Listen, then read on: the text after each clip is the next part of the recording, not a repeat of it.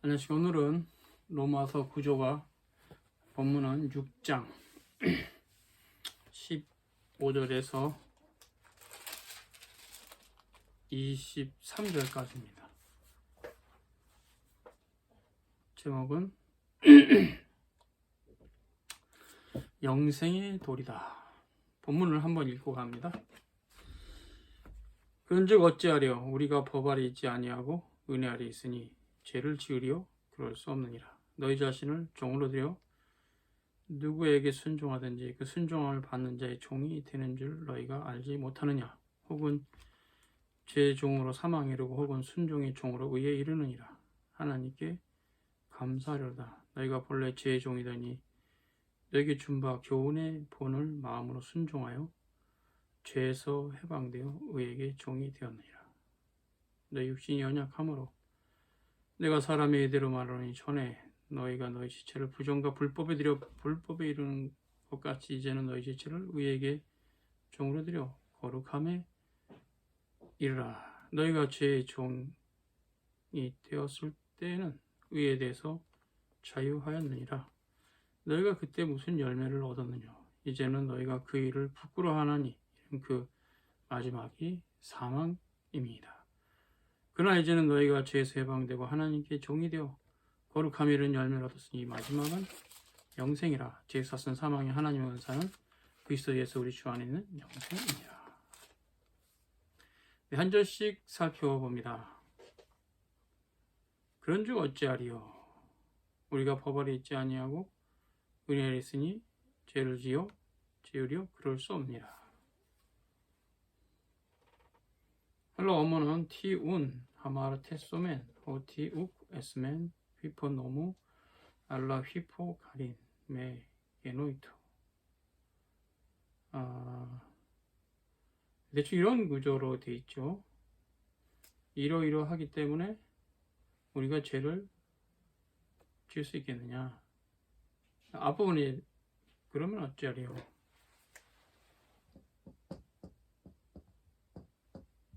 이렇게 쓰고 이게 이제 그러면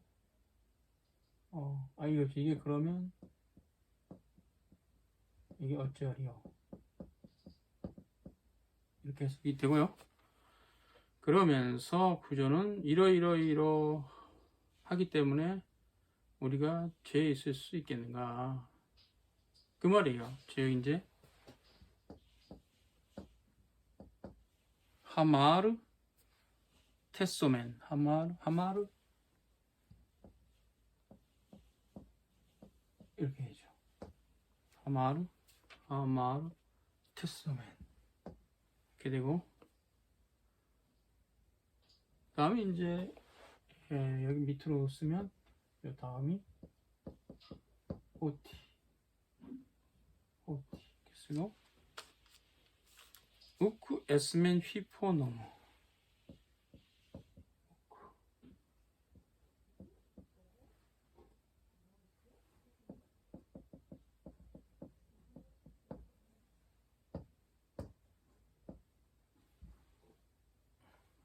그 다음에 우쿠와 대비하는 말이 알라. 여기 이제 휘포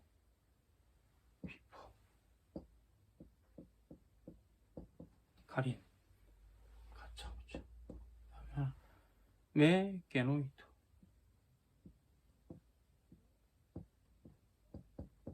이렇게 되지. 치고 자 이렇게 됐어요 문장이. 그러니까 그러면 어쩌리요? 이거 이제 영어로 that 이하인데 that 이러이러하기 때문에 우리가 죄를 지을 수 있겠는가 이런 뜻이죠. 이러이러한 게 뭔가 우쿠하고 이제 알라가 영어 구문에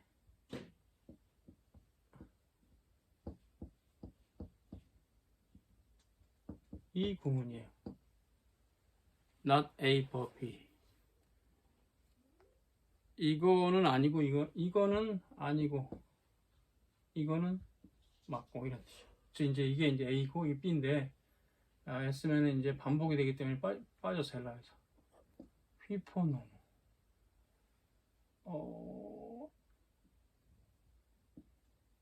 언더 라우 언더 그레이스. 율법 아래 있지 않고 은혜 아래 있다. not A법 B 구문이죠. 우리가 율법 아래 있지 않고 은혜 아래 있다는 것 때문에 죄 구할 수 있겠는가? 그럴 수 없느니라.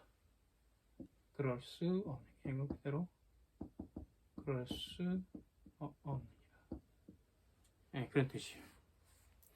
그 문장 구조만 보면 대충 의미가 들어오죠. 우리가 이제 법 아래 있지 않고 은혜 아래 있기 때문에 죄를 지을 수 없다는 얘기죠. 그 언어가 이제 히브리 언어가 헬라어죠. 헬라어가 갖고 있는 언어의 뉘앙스를 잘 이해해야 됩니다. 이제 지난 시간에 법 아래 있지 않고 은혜 아래 있다 했어요. 죄를 지을 수 있는가? 그럴 수 없다. 은혜 아래 있는데 어떻게 우리가 죄를 짓겠느냐? 그 말이죠. 그래서 여기서 이제 우리가 포커스로 봐야 될 본문은 우리는 은혜 아래 있다는 거예요. 예. 그게 굉장히 법 아래 있지 않고 은혜 아래 있다. 그러면서 이제 은혜 아래 있다. 자, 은혜 아래 있어요. 그럼 이제 바울이 이 본문에서 끌어가는 논지는 이거예요. 자, 은혜 아래 너희가 있다. 그 은혜 아래 있으면 은혜 아래 있는 거잖아. 쉽게 이제 이해를 하면 뭐 A라는 호텔의 지배인 밑에 직원으로 있으면 그 A라는 호텔 지배인의 지시와 명령을 따르잖아요. 그렇게 이해하면 쉬워요. 은혜 아래 있다. 그러니까 은혜 아래 있는 자로서의 삶을 살아야 된다. 그런 말이에요. 성화에 대한 얘기인데 너희가 너희 자신을 종으로 들여 누구에게 순종하든지 그 순종을 받는 자의 종이 된다. 그거 방금 비유 있죠. A라는 호텔의 지배인 아래 있으면 A라는 호텔 지배인의 말을 들어야 돼요. B라는 호텔 지배인 아래 있는 직원은 B라는 호텔 지배인의 말을 들어야 돼요. 그잖아요. 그거 얘기하는 바울이 지금 그 비유와 같은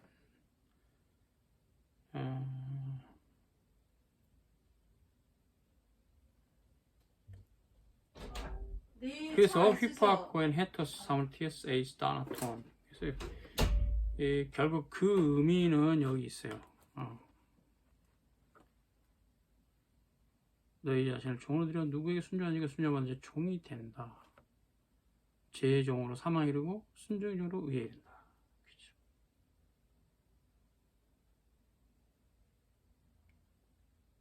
너가 너희 자신을 드린다는 거죠.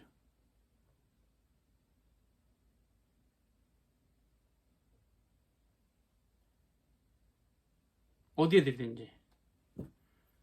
죄에 너희 자신을 드리면 사망으로, 의에 드리면 당연히 영생이죠. 순종의 종으로 의에 이른다. 순종의 종이라고 했어요. 순종의 종. 예. 이 구조는 뭐냐면 근본적으로 그 얘기예요. 아까 그 비유 그대로예요. 본문을 보면 너희가 너희 자신을 어디에 종으로 드리는데 누구에게 순종하든지 그 순종을 받은 자의 종이 된다. 죄의 종이 되거나 의의 종이 되거나. 자 봅시다. 죄의 종, 의의 종, 그 말을 하는 것은 이제 그 지시를 받으면 누가 봐도 A 호텔 지배인의 지시를 받으면 저 사람은 A 호텔 지배인의 직원이다. B 호텔 지배인의 지시를 받으면 저 사람은 B 호텔 지배인 밑에 있는 직원이다. 거기 그 비유에 딱 맞는 말이에요. 그러면서 이제 그렇다라는 거죠. 순종함을 받는 자의 종이 된다. 너희들이 누구 말을 따라가든지 따라가는 그쪽의 종이 된다. 하나님 말씀 따라가면 하나님의 종, 하나님 말씀 안 따라가면 하나님의 종 아님. 그럼 뭐겠어요? 하나님의 말씀 반대편은 죄죠. 죄를 따라가는, 율법이 하지 말라 한 그쪽으로 따라가면 죄의 종이죠. 그 말이죠.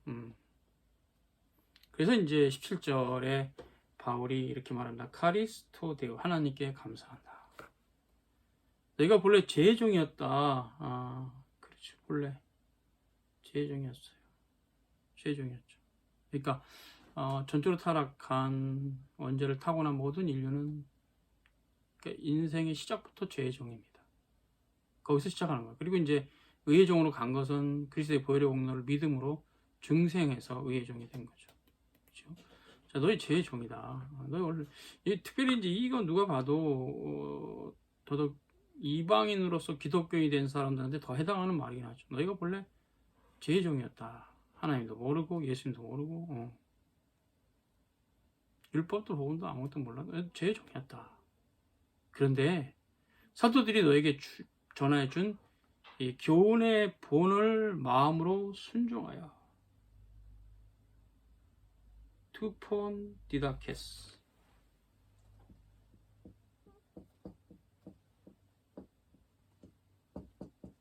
소유격인가? 디다케, 교리죠. 교리. 이건 본, 교리의 본, 이렇게 해도 했었는데 한글 개혁 성경은 뭐라고 해석했습니까? 교훈의 본이라 했죠. 교훈의, 이걸 교훈으로 해석했어요. 교훈 번역을. 영어로는 독트린, 교리죠. 교리죠. 이건 교리가 맞습니다. 그러니까 이제 한국말로는 다양하게 표현할 수 있는데 그 언어의 어원을 쫓아가면 디다케라는 말은 교리예요. 사도들의 디다케, 사도들의 교훈, 사도들의 교리 같은 말이에요. 교훈으로 번역했어요. 어쨌든 원문은 디다케다. 이 디다케 부분은 중요한 의미가 있죠. 사도들의 디다케, 사도들의 교리 혹은 사도들의 교훈, 사도들의 가르침 다 같은 말입니다. 본질적으로는 표현이 다를 뿐. 그래서 이제 바로 그 사도들의 그 교훈의 본을 따라 폼이죠. 폼.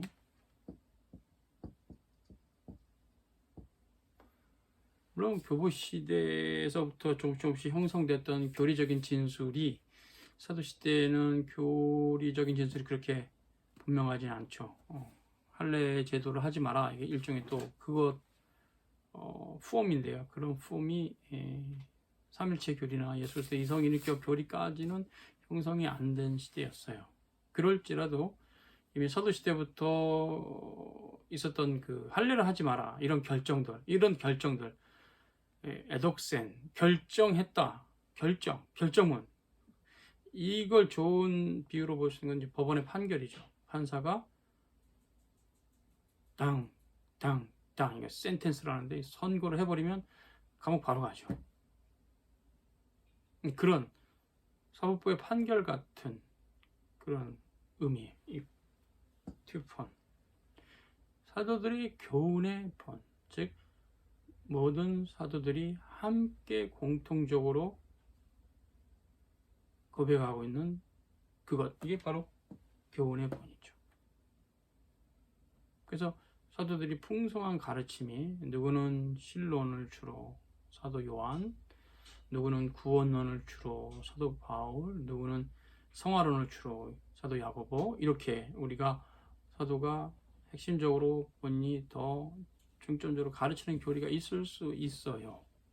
그러나 그 세 분들의 서신을 다 뒤져보면 하나의 교리가 나와요. 공통적으로 성삼일체 하나님, 예수 그리스도 이성인격 교리가 나와요. 요한복음을 뒤져도 바울서신 13권을 뒤져도 야고보서를 뒤져도 성삼일체 하나님과 예수 그리스도는 나와요. 즉 다시 말하면 이건 교훈의 본이에요. 그래서 이런 교훈의 본은 후대의 거룩한 보편교의 공적 선포를 통해서 교리를 결정된 겁니다. 그래서 사도 신조와 니케아 신조와 칼케돈 신조와 아테나스 신조예요. 그것은 정말로 후대의 모든 정통교회가 실은 형식적으로나마 받고 있어요. 억셉트, 수납하다 혹은 동의하다 이렇게 되고 있죠. 이것이 바로 교훈의 본이에요. 그래서 당연히 이 사도들의 가르침은 에큐메니칼 신조의 교훈의 본으로 돼 있어요. 그래서 이런 거룩한 보편교의 공적 선포로서 신조와 신앙 고백을 따라가는 신앙은 정통신앙입니다. 그게 바른 신앙이고 한두 사람의 흔히 쓰는 말로 제잘되는 말을 따라가는 게 아니라 교회가 역사 가운데 유구하게 성령께서 역사하셔서 공회 가운데 결정했던 교회법, 정통교회법 그걸 따라가는 게 맞아요. 그런 걸 부정한다는 것은 성경을 부정하는 거, 하나님 부정하는 거죠. 다른 신을 섬기는 겁니다. 그래서 성삼일체 하나님에 대해서 다른 고백 갖고 있다. 정통 교리와 달리 그러면 우리는 교류 금지, 이단이기 때문에. 왜? 사도들의 교훈의 본과 다른 거기 때문에. 그래서 이 교부들의 신학이라는 것은 후대에 물론 거룩한 보편교의 공적 선포로 정리가 되어서 우리에게 소개됐지만 있어요. 이런 신앙 고백과 신조의 뿌리로서 그 신학적 작업들이 있어요. 니케아 신조 이전의 교부들. 실은 니케아 신조가 역사적으로 언제입니까? 로마 황제 콘스탄티누스 대제가 하나님을 의지해서 전쟁에 이기고 최고의 실권자가 됐어요. 그래서 그분이 그 와중에서 기독교를 공인도하고 국교화시켰어요. 더 나아가서는 여차여차한 이유 때문에 니케아 공의회도 그분이 열었어요. 그리고 거기서 특별히 아타나시오스 신조의 어원이 되는 아타나시오스 교부가 큰 역할을 하셨고 거기로 이제 인해서 삼일체 교리가 니케아 신조에 정리가 됐어요. 그리고 아타나시오스 교부는 죽고 그러나 그분의 굽히지 않는 교리적 입장은 후대에 니케아 콘스탄티노플 실은 콘스탄티노플 종교회의 공의회에서 니케아 공의회 결정을 재확인하면서 누군지 이제 삼일체 교리를 부정하는 자는 로마의 국법으로 다스리겠다. 그래서 그때부터는 거의 지금까지 거의 2000년의 역사 동안 삼일체 교리가 부정된 적이 없어요. 모든 정통 신학을 추구하는 학자들은 그 삼일체 교리에서 우리 하나님에 대한 올바른 이해를 깨닫고 눈물 흘리며 그 하나님을 바라고 이렇게 살았고 그것이 무수한 무리가 있고 부정할 수 없어요. 삼일체 교리는. 다만 지금도 여전히 분파주의자들 이단이죠. 섹티즘이라는데 이단들은 정말 쓸모없는 교리를 붙잡고 있어요. 이단이죠. 삼일체 교리를 부정합니다. 그래서 우리가 그런 기준들은 부정될 수 없는 거다. 이것이 바로 투폰 디닥 사도들의 본. 사도들의 가르침이 하나로 모으면 공통 분모는 사도들의 본, 교훈의 본. 헬라어로 정확히 투폰 디다케스. 그래서 이제 그거를 이제 거기 보세요. 그것은 이제 마음으로 순종했다. 카르디아 돼 있어요. 마음은 에크카르디아스. 파레도데테 순종했다. 파레도데테로 나왔네요. 마음을 드렸다. 네, 맞습니다. 하나님 감사한다. 너희가 본래 죄의 종이었더니 둘로이테스 하마르티아스 죄의 종이죠. 그런데 너에게 전해준 바 그렇죠? 좋은 예본을 마음으로 순종했다. 마음으로 이렇게 드린 거죠. 하나님 앞에 순종했다. 그래서 이제 그래서 죄에서 해방되어 의의 종이 되었다. 엘류데로 덴테스 아포테스 하마르티아스. 자, 여기 사 이쪽은 좀 뒤가 안 보이기 때문에 봐야 되겠네.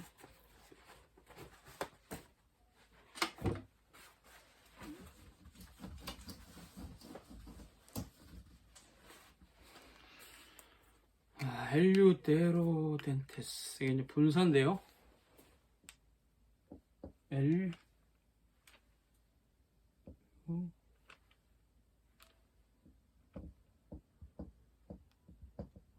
덴테스. 엘류데로 덴테스. 덴테스. 아포 테스 아마르티아스. 테스 아마르티아스. 아포 테스 아마르티아스. 자, 이건 프로입니다. 이거는 씬. 한국말은 제로부터. 이제 이게 바꿨어요. 엘류데로 덴테스.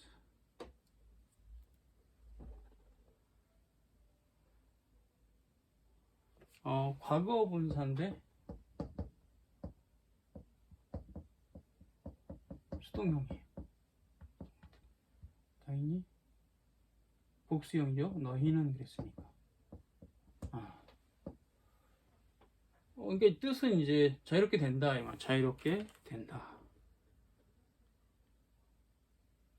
너희가 죄로부터 자유롭게 되고 에어리스트니까 되어서 디카이 오슌의 의에 대해서는 에둘로데테.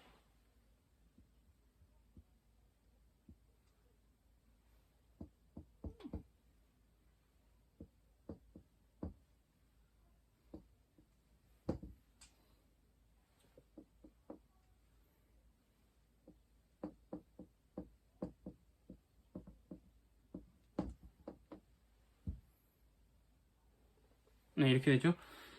여기는 이제 눌레 동사니까 이제 종이 된다.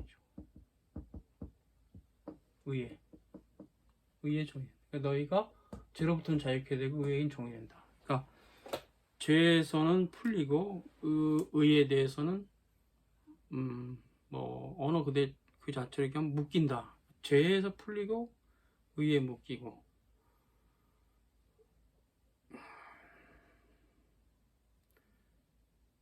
표현이 참 재밌는데요. 의에 묶인다. 그러니까 소속에 대한 얘기입니다.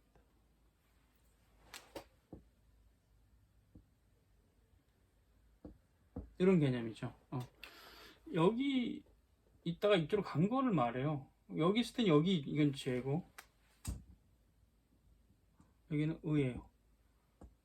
죄에 대해서는 해방되고 의로 묶이고. 묶인다는 개념이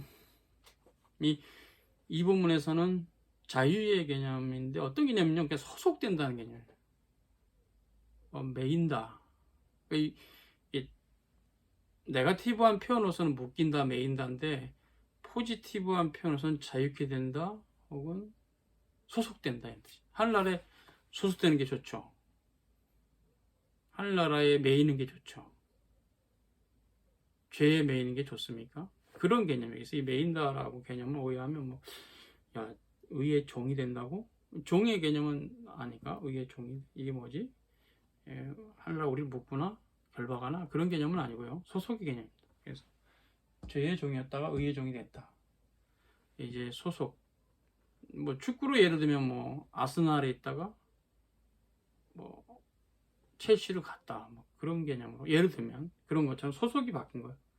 그래서 우리가 전에는 죄에 소속되어 있는데 이제는 거기부터 풀려서 죄의 선수가 돼서 이제 그렇죠. 의에 소속됐다 이 말이죠. 이런 표현이 맞습니다. 그래서 엘유데로 덴테스 아우포테스 하마르티아스 제로부터 해방되고 에둘로 데테 테 디카이오스네 의에 대해서는 이것도 과거형인데 그러니까 종이 됐다. 입니다. 중생 이후에 시프트 된 것을 말합니다.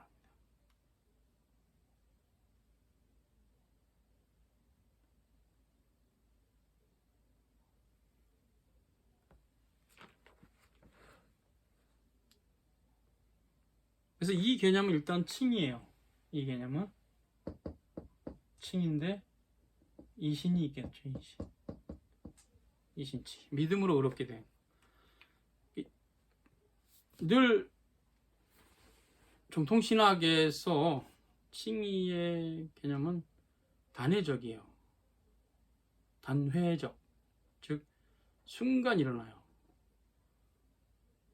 중생과 회신과 믿음과 칭의가 순간 일어나는 게 긴 세월 뭐 1년, 2년, 3년 1년에 중생하고 1년 내내 중생되고 또 1년 내내 회심하고 1년 내내 믿음이 생기고 1년 내내 칭이 되고 이런 게 아니고 이 칭의까지는 내적인 부르심에서부터 한순간 이루어지는데 다만 논리적인 순서가 있을 뿐이에요. 외적인 부르심이 있고 그 다음에 내적 부르심이 있고 내적 부르심 안에서 중생과 회심과 믿음이 생기고 믿음이 생긴 그 믿음 보시고 하나님이 의롭다 하시고 칭의까지 이신칭의까지 가죠. 이건 지금 이신칭의 즉 칭의까지의 개념이에요. 이거는 다 에오리스트 되어 있기 때문에 그걸 알 수 있어요. 헬라 에오리스트는 단회적 행동이 더 의미가 있거든요. 그래서 에오리스트 다 됐다는 것은 동사 시제가 그냥 무조건 칭의예요. 그렇게 됐다. 너희가 본래 제 종이었는데 의의 종으로 시프트 이렇게 옮겨졌다. 칭의의 개념이죠. 이신칭의 개념하고 연결. 칭의의 개념 이것은 그래서 이제 바울은 여기서 그 얘기를 하는 겁니다. 칭의에 대한 얘기를 18절에 하면서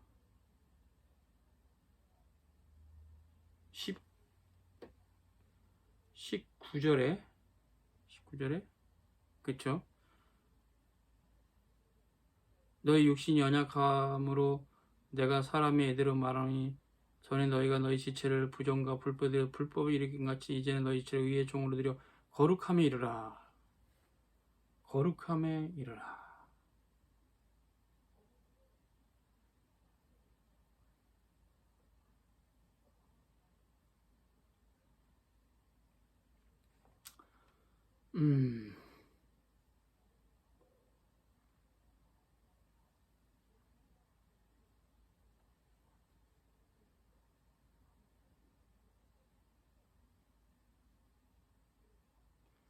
거룩함이라고 사도는 말하고 있어요. 6장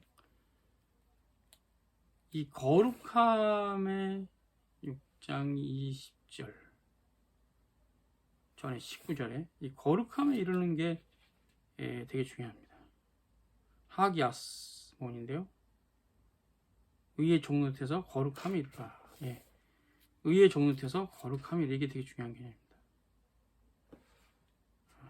써보면 그래도 또 이제 없네요. 혹시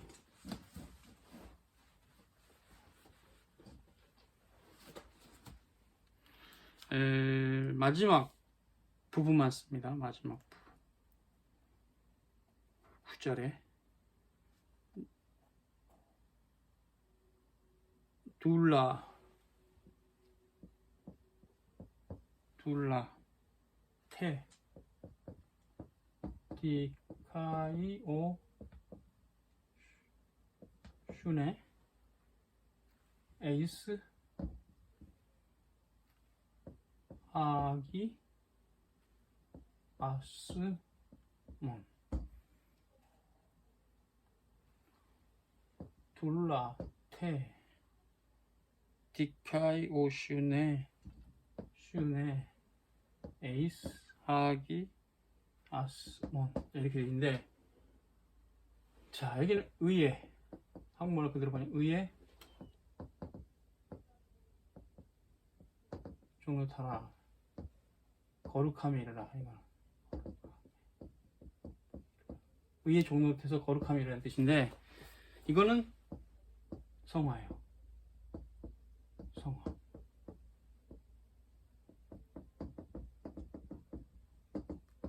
성화는 이제 헬라어로 sanctification이 라는데 이건 성화죠. 그러니까 칭의가 됐으니 너희는 성화를 이루어가라 이런 뜻이에요. 바울은. 그러니까 더 이상 이제 칭의와 관련해서 너희가 죄 아래 있지 않다. 그래도 여전히 죄를 짓죠. 중생한 이유도 그렇지 않은 죄를 짓습니다. 마음으로라도 죄를 지고 남을 미워할 수도 있고 뭐 증오가 일어나기도 하고 죄를 져요. 순간순간이라도 아무리 거룩한 사람을 살아도 죄를 짓습니다. 그때 이제 바울은 그럼에도 여전히 너희들 죄 짓는 거 아는데 그래도 일단 칭의는 됐다. 됐다.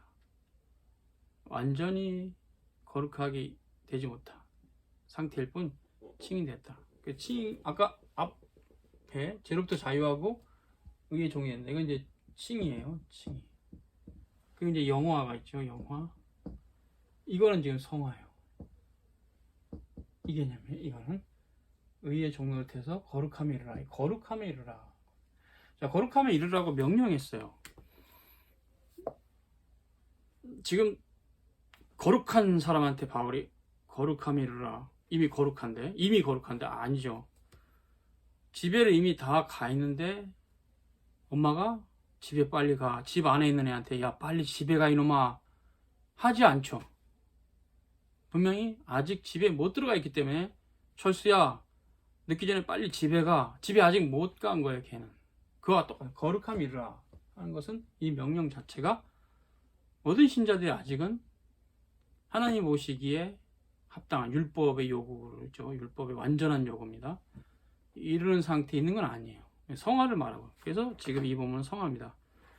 다시 얘기해서 죄로부터 해방돼서 의의 종이 된 것은 칭인데 이미 그렇게 된 건데 거룩함에 이르는 것은 성화예요. 지금 그래서 18절과 19절이 이어서 칭의와 성화의 관계를 얘기하고 있어요. 칭의는 너희가 이미 되었다. 이 법적으로는 이미 하나님의 자녀고 법적으로는 완전하다. 법적으로 법. 제가 늘 쓰는 비유는 아주 거지 같은 애를 엄청 부잣집에 정말 멋진 아버지가 이유는 얘기하지 맙시다. 그런 건 비유에 해당하지 않으니까 어떤 거지 같은 애를 양자로 입양했어요. 입양 기관에 가서 자신이 어떤 사람인지 알려주고 이 아이를 키우겠다고 하면 이제 입양기관이 야 이분 엄청난 부자고 대빵 아이를 잘 키우겠구나 해서 사인해줬어요. 그래서 법적으로 입양한 거예요. 입양한 거죠. 서류 다 있어요. 이 아이는 고아원에 자라다가 몇 살에 입양됐습니다. 이 집으로 입양됐어요. 그 아들이죠. 그래도 양아들이죠. 우리가 다 양아들이에요. 하나님의. 맞아요. 믿음으로 법적으로. 그때 입양된 그 순간에 주민등록증도 바꿔줍니다. 그러나 그 아이가 그 부잣집에 들어왔을 때 자기 공부방도 있고 또 여러 가지 또 그 부잣집이 갖고 있는 좀 복잡한 예법도 있고 하나도 몰라요. 바로 즉시 온 날은 옷도 뭐 고아원에서 뭐 싸구려 옷 입었다 칩시다.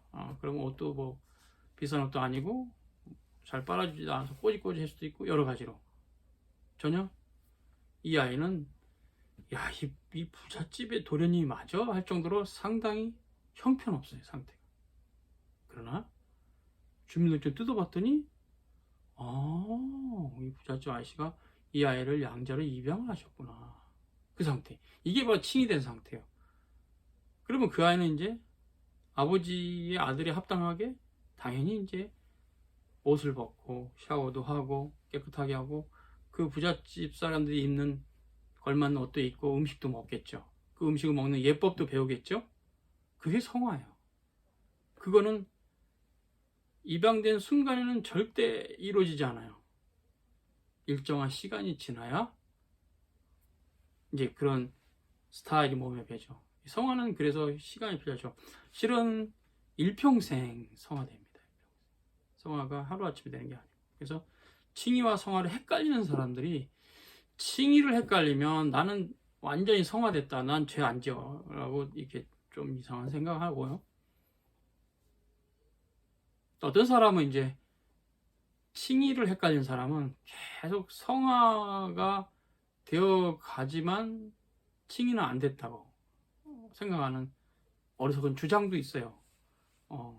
그것이 유보적 칭의론이에요. 거짓 교리예요. 왜냐하면 어쨌든 칭의는 됐어요. 그 아이가 개차반이가 어떻건 무조건 칭의 된 거예요. 그거에 대해서는 무수면 안 돼. 이미 내가 이놈아가 우리 집에 와서 빨리빨리 적응도 잘하고 떼국물도 빨리 벗고 우리 예법을 잘 따라오나 보자.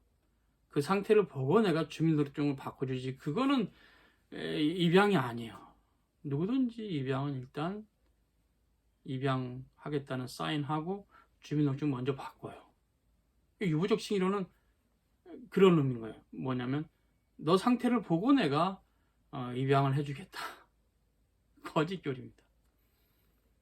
그건 아니고요. 무조건 칭의는 된 겁니다. 다만 일평생에 걸쳐서 뭐 그 맘씨 좋은 거부 아저씨가 많은 아이를 입양했다면 그 입양된 아이가 다 다양하죠. 빨리 그 가정에 적응하는 아이도 있고 늦게 적응하는 아이도 있겠죠. 그래서 칭의가 안 된 건 아니잖아요. 유보적 칭의는 굉장히 잘못된 거짓교리입니다. 일단 입양했고 주민등록 다 바꿨고 들어온 애들이 숫자가 많다면 다양할 수는 있으나 칭의가 유보 됐다는 거, 너 행동을 보고 하나님이 칭의해 주겠다는 거는 그거는 인자하시고 거룩하신 하나님의 성품에 맞지 않아요. 인간의 의를 따라 칭의를 도장 찍어주겠다는 거니까 말이 안 돼. 유보적 칭의는 거짓교리입니다. 참 무조건 칭의된 건 사실입니다. 그리고 그게 평생의 성화는 이거죠. 그래 너희들은 이제 의의 종이 됐는데 더 이상 제 종의 삶은 안 되지 않느냐 해서 성화를 촉구하는 바울의 교리입니다. 상당히 이게 중요한 거예요. 그리고 성화라는 게 일평생 지속되기 때문에 도무지 우리가 다른 사람의 성화에 대해서 말할 수 없어요. 저 사람 난 모른다는 거죠. 그게 겸손한 자세예요. 난 너를 다 알아. 그건 오만한 거예요. 오만한 거예요. 그 자세 자체가. 우린 잘 모른다. 열매로 어느 정도 알 수 있으나 그것은 항상 어느 정도지 최종적으로는 아니에요. 왜냐면 외적인 열매 자체를 속이는 고약한 사람도 있거든요. 성화된 척 하는 사람도 있을 수 있고 그렇다면 정말 그것이 마음에서 나온 열매라면 어느 정도 우리가 인정할 만하죠. 그렇죠. 그러나 어찌됐건 우리가 최종적으로는 유보하자. 판단자는 하나님이기 때문에 사람을 판단하실 분은 하나님밖에 없어요.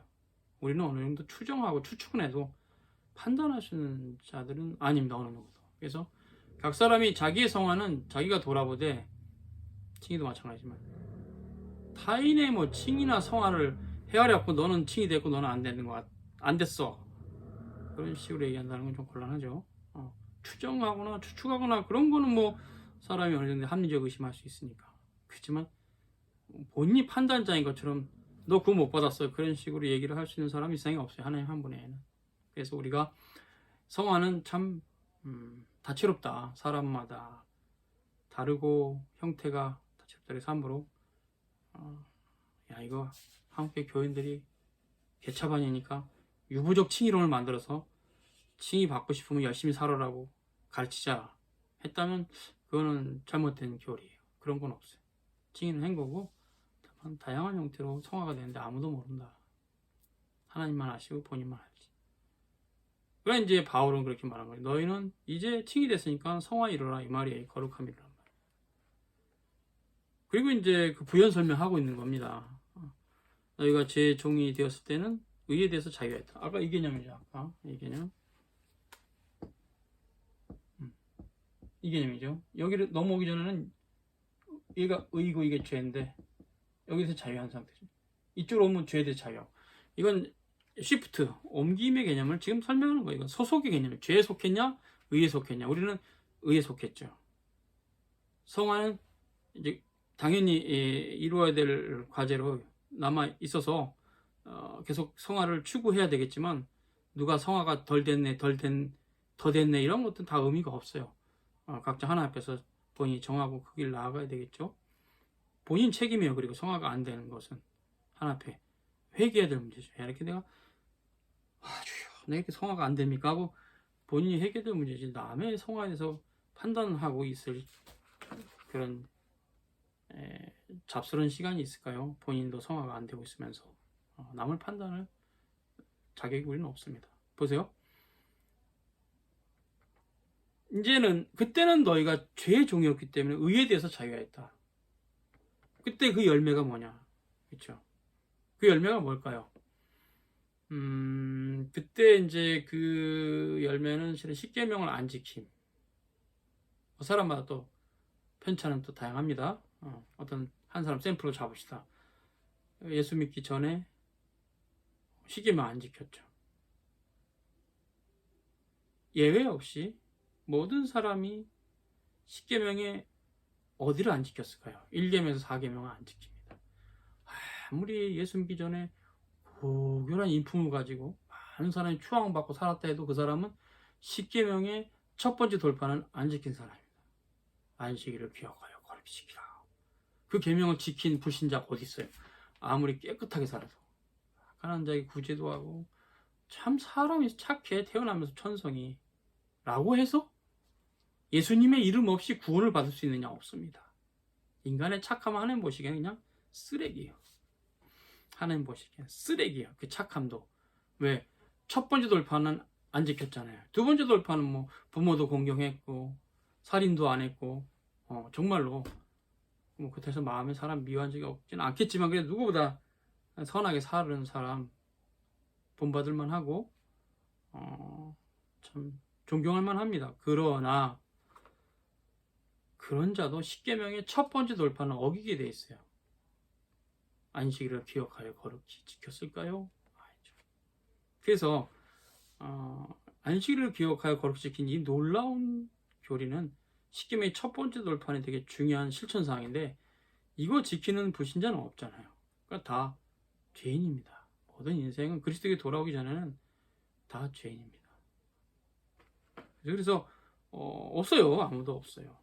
그래서 결국 부끄럽죠. 삶이 엄청 개차반이었던 경우는 두 번째 돌판도 부끄럽죠. 예수님 믿기 전에는 부모님 막 거역하고 막 부모님과 맨날 싸우고 그랬어요. 주님 믿고 나서는 회개하고 이제 정말 부모님을 잘 섬겨요. 이런 사람은 두 번째 돌판도 부끄러워요. 예수 믿기 전에 자기 그때 예수님 모르고 어머니 아버지가 막 싸웠던 그 열매를 생각하면서 이제는 너희가 그 일을 부끄러워한다. 네, 그렇죠. 그러나 부모를 잘 공경했다 해도 첫 번째 돌판을 지키지 못한 것을 부끄러워해야 돼. 내가 예수님을 몰랐을 때는 11조도 안 내고 주일도 안 지키고 예배를 드리기는 하나님이 있는지도 몰랐다. 부끄러운 겁니다. 그 신앙. 십계명의 첫 번째 돌판을 안 지켰다는 것은 두 번째 돌판을 아무리 잘 지켜도 의미가 없다. 물론 두 번째 돌판도 완전히 지킬 수는 없잖아요. 살인하지 말라. 남을 미워하는 자는 살인한 자다.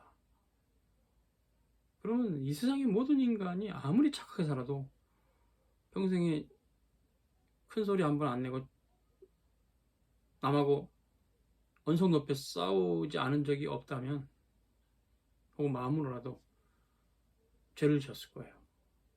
순간 미움이 일어날 수도 있고. 그래서 하나님의 율법을 하나님의 기준으로 들이대면 다 죄인이에요. 그렇죠?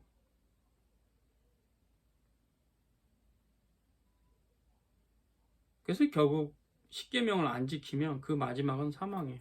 그래서 이것은 이제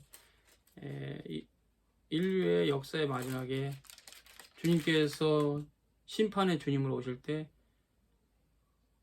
기준, 기준, 심판의 기준은 십계명입니다. 너희들이 십계명을 잘 지켰냐? 그러면 십계명을 잘 지킬 사람이 어디 있어요? 물론 당연히 불신자는 아예 안 지키고 우리는 주일날 예배를 가니까 상대적으로는 십계명을 잘 지키죠. 그렇다 해서 하나님이 원하시는 수준만큼 십계명을 완전히 지킨 사람은 어차피 없어요. 그래서 우리는 믿음으로, 물론 믿음으로 간다 해서 행함이 없다는 게 아니라 행함이 있는데 그래서 믿음의 열매에 불과하고 어차피 믿음으로 우린 구원받고 불신자들은 아예 안 지키죠. 아예 십계명 안 지켜요. 안식일을 지키는 불신자가 어디 있어요? 결국은 그 마지막은 다 멸망입니다. 십계명을 못 지켜서. 크리스찬도 십계명을 하나님 원하시는 만큼은 지킬 수는 없어도 믿음으로 구원받죠. 또 그렇다 해서 완전히 안 지키는 사람들은 아니고 끝없이 이제 주님의 날을 지키려고 노력하고 공예배에 참여하고 앞에 헌상을 드리고 기도하고 또 성도에 교제하고 그렇게 신실하게 신앙생활하고 또 가난한 자를 돕고 이렇게 하면서 그렇게 하면서 살아가죠. 그래도 그 행위를 자랑할 건 없어요, 하나 앞에. 어찌됐건 결론은 우리는 그러나 대놓고 죄를 범하지 않고 의를 향해서 나아간다. 영화로우면 아직 이르지 않았으나 그게 이제 불신자하고 신자의 차이죠. 그래서 마지막은 사망이다. 그러나 이제는 너희가 죄에서 해방되고 하나님 종이 되어 거룩함 이런 열매를 얻었으니. 그렇죠. 그렇잖아요. 이 마지막은 영생이다. 이 마지막은 영생이다. 죄의 싹은 사망이요. 하나님의 은사는 그리스도 예수 우리 주 안에 있는 영생이다. 영생이라고 했어요. 영생. 마지막 단락을 봅니다. 마지막 단락은 죄의 싹은 사망이다. 옵소니아테스 하마르티아스 다나토스. 죄의 싹은 사망이다. 카리스마 투데오 조이 아이오노스 앤 크리스토 예수 더 쿠리오 헤몬. 우리 주 예수 그리스도 안에 있는 영생이다. 하나님의 은사는. 자, 여기 지금 너무나 정확하게 중요한 구원론에 있어서 기독교계를 바울이 전합니다. 타 옵소니아.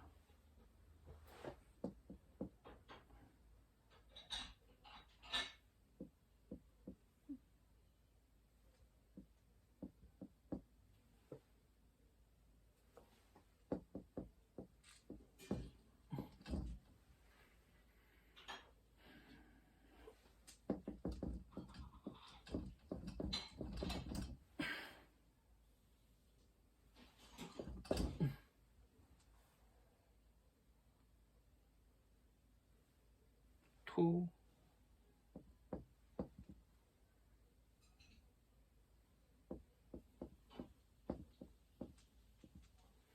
카리스마 데오.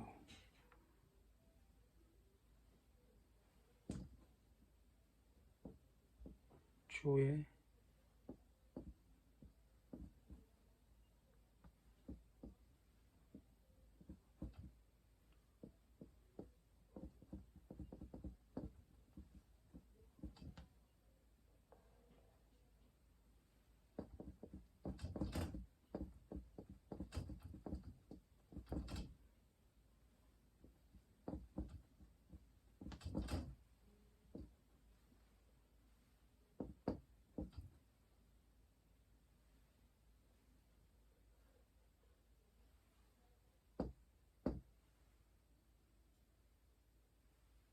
이렇게 되는데요.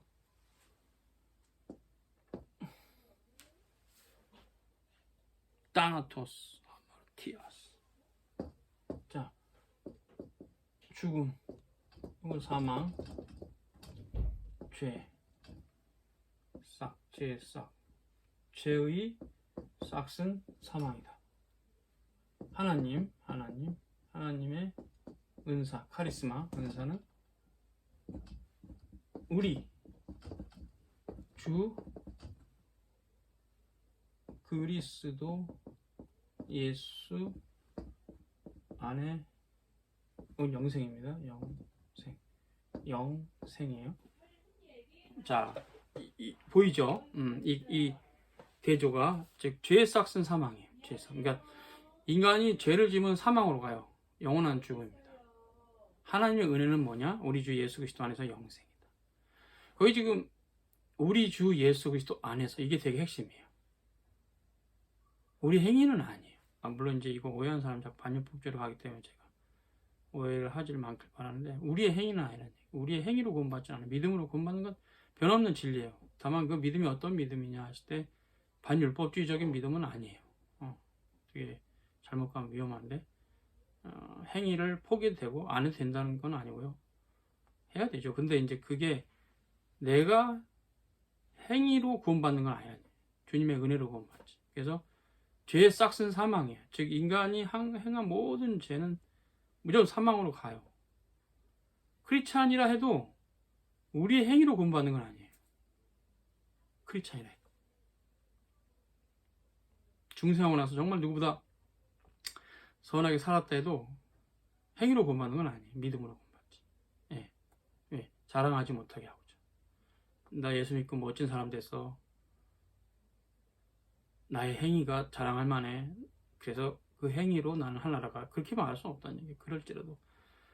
특히 이제 구원론에 있어서 참 거짓되게 말하는 참 답답하고 한심한 가르침은 구원은 주님의 은혜로 받지만 하늘나라에서 큰 상급 받는 것은 나의 행위로 말미암다. 거짓 교리입니다. 우리 행위로는 아무것도 받을 게 없어요. 우리 행위를 따라 하나님께서 갚으시는데 그거는 우리의 행위가 아니고 하나님의 은총의 분배의 차이예요. 배분의 차이. 성직자는 성직자 상급이 있고 지장로는 지장로의 상급이 있고 안수집사는 안수집사 상급이 있겠죠. 신자는 신자의 상급이 있어요. 상급이 다 다르죠. different. but 그러나 등급을 매길 수 있는 건 아니에요. 등급을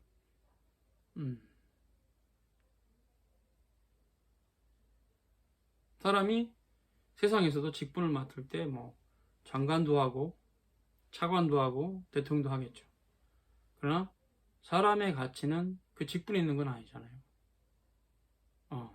장관 했는데 비리에를 될 수 있고 차관이라도 정직하게 일을 하시기 때문에 직분이 그 사람의 본질을 결정하지 않아요. 그 사람 자체가 그 사람의 본질을 결정하지. 그래서 상급의 차등론, 즉 어떤 직분을 갖고 있기 때문에 그 일을 잘 감당했을 때 다른 사람보다 내가 1등이다 이런 식은 굉장히 위험한 오만한 발상이죠. 그냥 그 일을 잘 했는 것 자체가 하나의 은혜이기 때문에 상급이 다른 건 있지만 우리 쪽에서 차등을 논할 수는 없어요. 나는 1등의 상급 받고 너는 2등의 상급 받을 거야 라는 사고구조가 굉장히 오만한 겁니다. 등급을 매긴 적이 없어 하나님께 상급에. various 영어로 다양하다. 상급이 다양하다고 말하지 1등, 2등, 3등, 4등 그래서 각자 1등이 되기 위해서 싸워라 그렇게 말하잖아요 성경. 그래서 모든 직분은 하나님의 교회를 세우는 조화를 이루어야 될 직분이지 등급을 매겨서 서로 경쟁하는 직분이 아니에요. 그래서 직분의 질서가 낮는 것이 뭔가 내가 좀 모자란 사람이라는 식을 가질 이유는 없어요. 하나님께서 맡기신 게 그래요. 네. 누가 더 잘나고 모자란 거 없어요. 질서의 차이는 있지만 그래서 우리가 하나님께 맡기신 직분을 잘 감당하는 게 중요하지. 내가 이 직분 갖고 있으니까는 난 잘난 사람이다. 그런 식은 굉장히 위험한 생각. 네, 됐죠. 그래서 그 열매가 이제 영생 여기겠죠. 죄 싹슨 사망에 자기 행한 대로 심판받아요. 그러나 하나님의 은사잖아요. 하나님의 은사는 영생인데 우리 주 예수 그리스도 안에서 영생이다. 이거 보면 이게 인간의 공로가 들어갈 자리가 없잖아요. 하나님이 주신 이 영생이 은사인데 카리스마가 조의 아이오니오인데 영생이 은사예요. 하나님의 은사는 영생. 영생과 은사 같은 말이에요. 하나님의 은사는 영생이다. 이 말을 하면서 뭐예요? 엔 크리스토 예수 토 쿠리오 헤망 우리 주 예수 그리스도 안에서 믿음이죠. 그래서 믿음이죠. 믿음으로만 그리스도 안에 있을 수 있지. 우리의 선한 행위로 그리스도 안에 있을 수 있나요? 그러니까 구원의 은사, 영생의 은사는 그리스도 안에서 받는 거라는 바울의 말을 따라가면 믿음으로 구원받지 행함으로 구원받는 건 아니에요. 그래서 이 말이 행함을 무시하거나 행하지 말라는 말로 오해한다면 그건 오해한 거예요. 그건 또 다른 태제로 다른 어떤 영역에서 가르쳐야 될 또 행함에 대한 부분은 특히 야고보서를 잘 읽어보면 알 수 있어요. 행함이 없는 믿음은 죽은 믿음이다. 그걸 잘 해석하면 답이 나오는데 지금 여기서는 지금 믿음의 교리에 대해서 구원을 받는 원인은 어디 있느냐? 행함이냐 믿음이냐? 믿음이다. 아무도 자랑하지 못하게 하려 합니다. 에베소서 2장 8절과 9절을 보시면 알아요.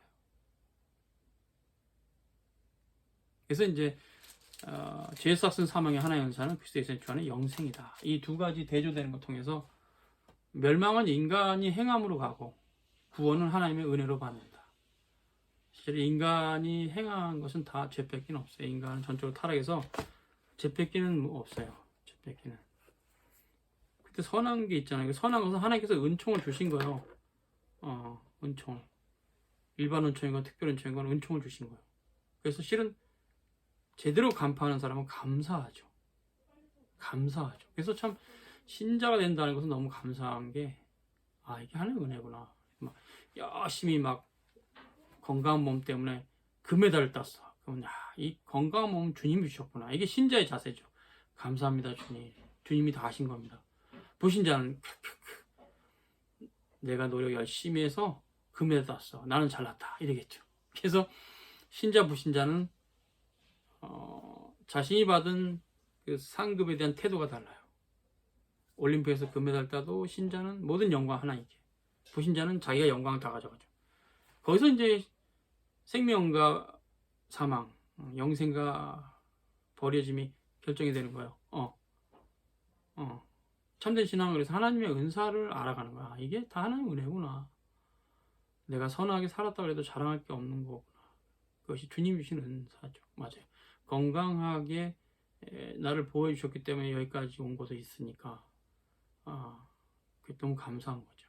그래서 하루가 다 감사한 거죠. 감사로 제사를 드리는 자가 하나님을 영화롭게 한다는 그 시편의 말씀과 연결되는 거예요. 이걸 같이 오면 수고하셨습니다.